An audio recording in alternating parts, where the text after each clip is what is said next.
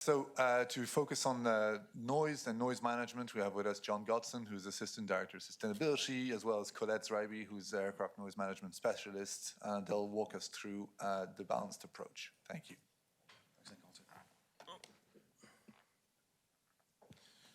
Okay, can you hear me at the back? Because we're going to be talking about aircraft noise. Let's see, start with that one.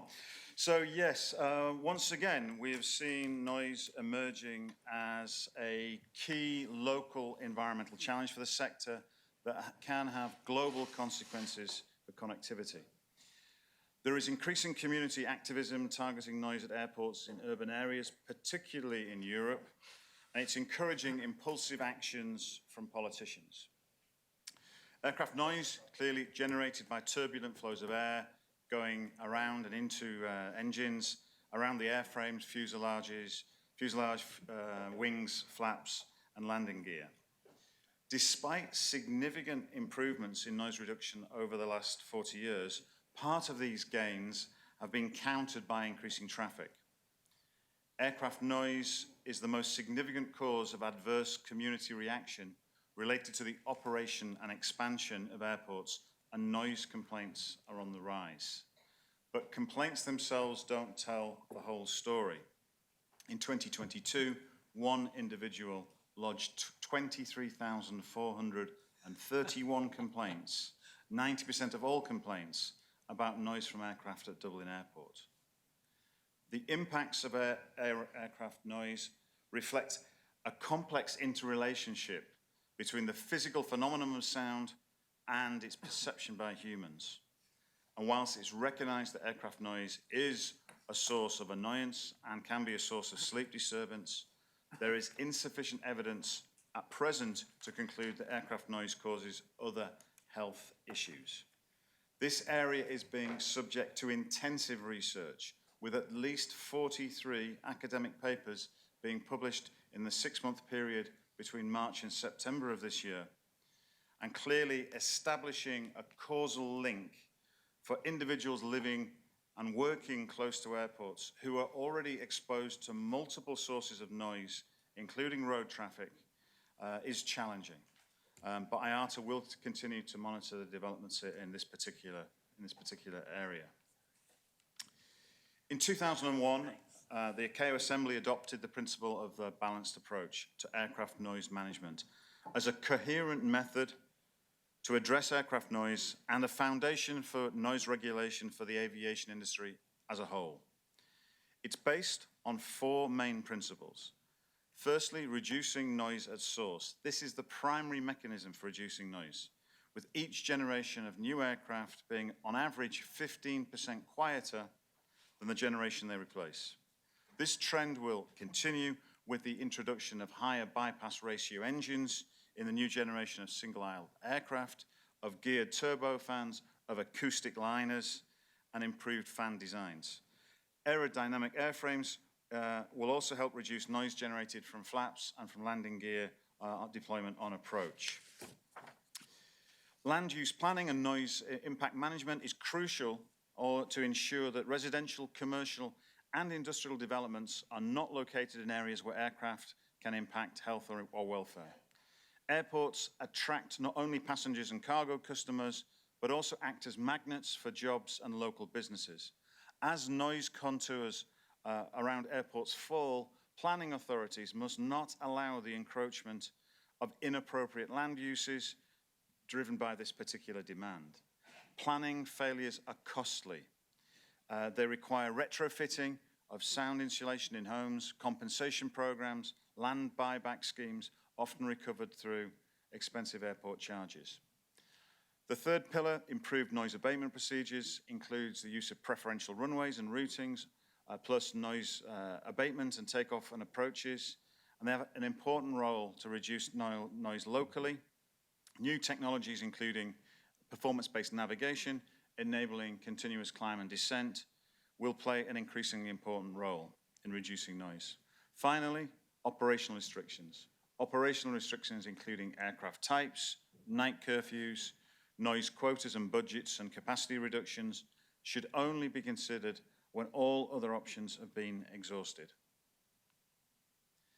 The balanced approach follows a rigorous 6-stage implementation process, starting from a scientific noise assessment, setting of noise objectives, reviewing measures, analysis of cost effectiveness, all the way through to selection and finally implementation.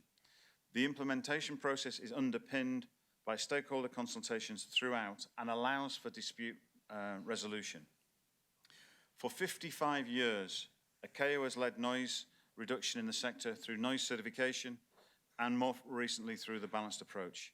Since its adoption in 2001, the balanced approach has been the main international mechanism to address noise concerns for communities whilst maintaining and growing the socio-economic benefits of aviation. In part, it was introduced to avoid state disputes, as happened between the EU and the US over the hush kits back in the early 2000s. The balanced approach was enshrined in EU law back in 2014 and is included in US and EU air service agreements. However, recent political decisions in Europe seem to have overlooked these legal aspects and the lessons of history. My colleague Colette will now provide a little bit more of an overview of some of the challenges encountered if the balanced approach isn't applied correctly, with some case studies. Colette.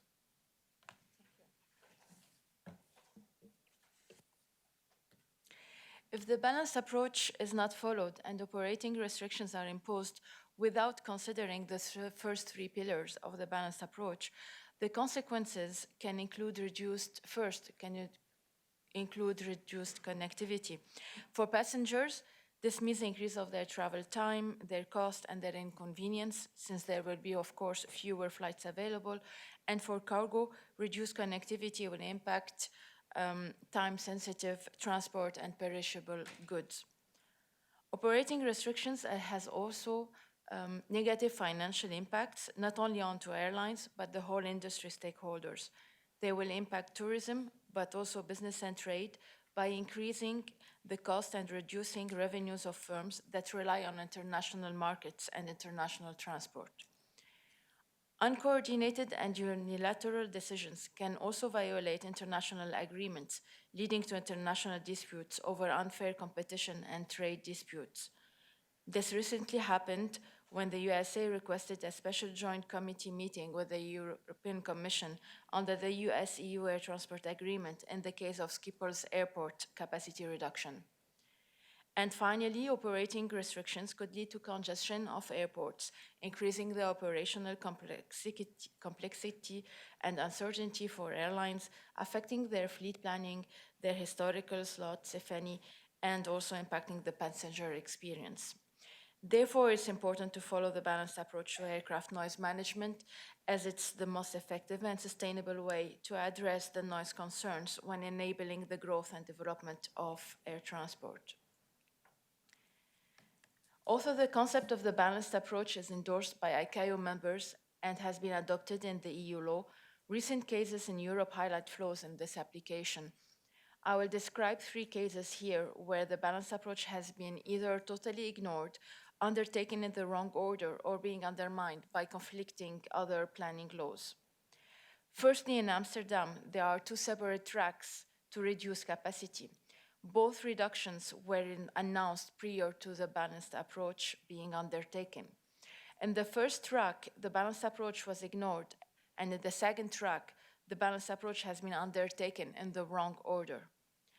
The first track was introduced in 2022 by the Dutch government under an experimental regulation as an interim capacity reduction.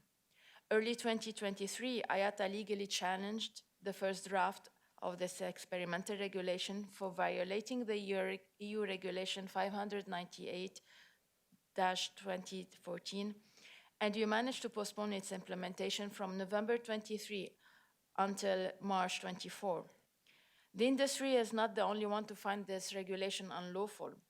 If the US government and the European Commission haven't intervened, the regulation wouldn't have been suspended.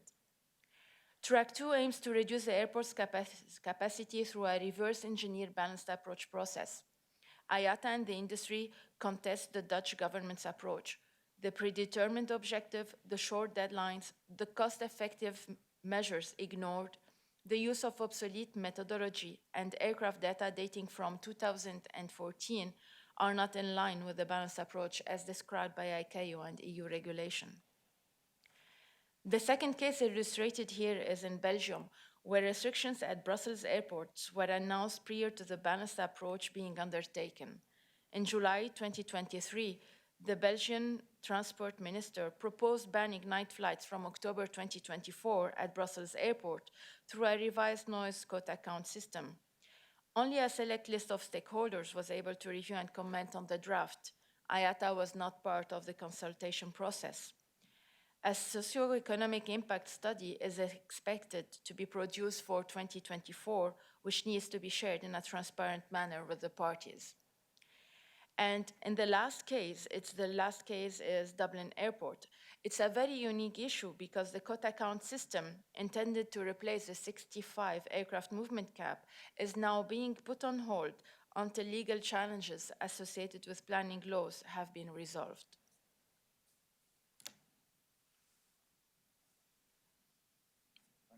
Thanks, Colette. So you can see balanced approach, robust science-based procedure that identifies the optimal solution needed to achieve a particular noise objective.